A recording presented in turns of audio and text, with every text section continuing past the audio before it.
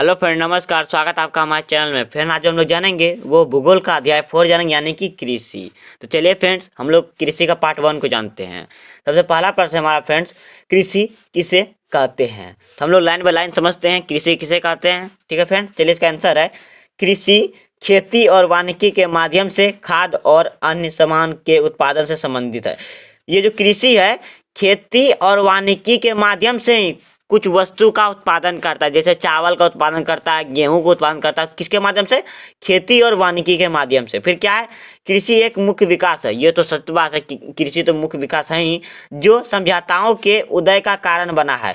सभ्यताओं के उदय का कारण कौन बना है? तो आप बोलेगा कृषि। ठीक है, कृषि की ये तो एक मुख्य विकास है, और ये सभ्यताओं का उदय का कारण है कृषि। और फिर क्या है? कृषि में जानवरों का पालन किया जाता है और भी अतिरिक्त समान वस्तुओं को उगाया जाता है। कृषि में जानवरों का पालन से आप क्या समझते हैं?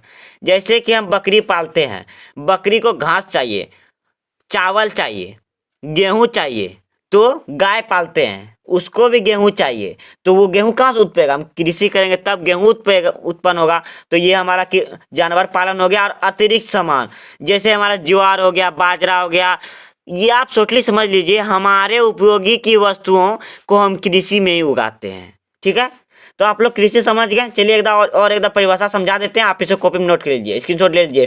कृषि खेती और वानिकी के माध्यम से खाद्य और अन्य सामान के उत्पादन से संबंधित है। कृषि एक मुख्य विकास है जो सभ्यताओं के उदय का कारण बना।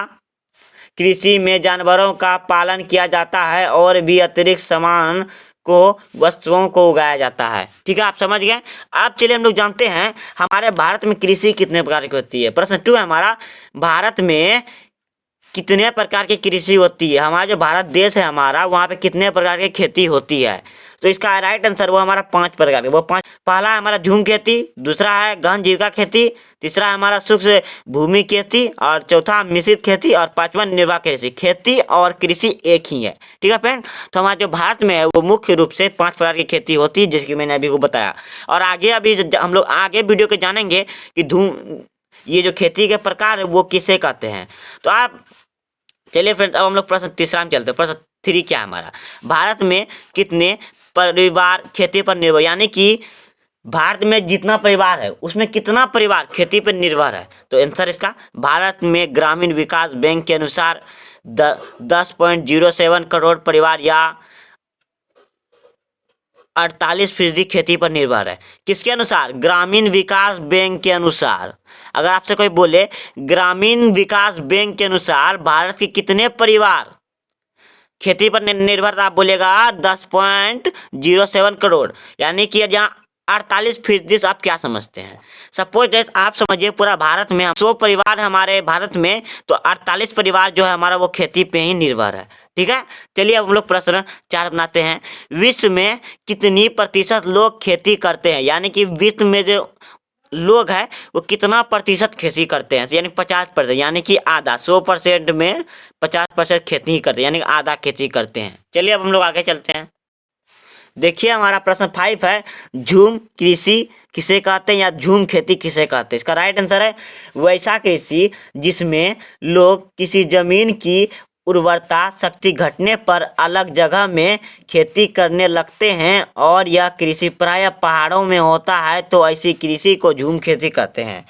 ये कृषि का मतलब हुआ कि ये जो कृषि है, जैसे कि हम यहाँ पे ज़मीन है पहाड़ में, और यहाँ पे हम कृषि कर रहे हैं 5-6 साल से कर रहे हैं, और यहाँ की उर्वरता शक्ति घट गई, फिर हम दूसरे जगह जाकर फिर यहाँ कृषि करने लगे, तो ये हमारा झूम खेती हो गया। ठीक है, और ये जो खासकर पहाड़ों में होती है।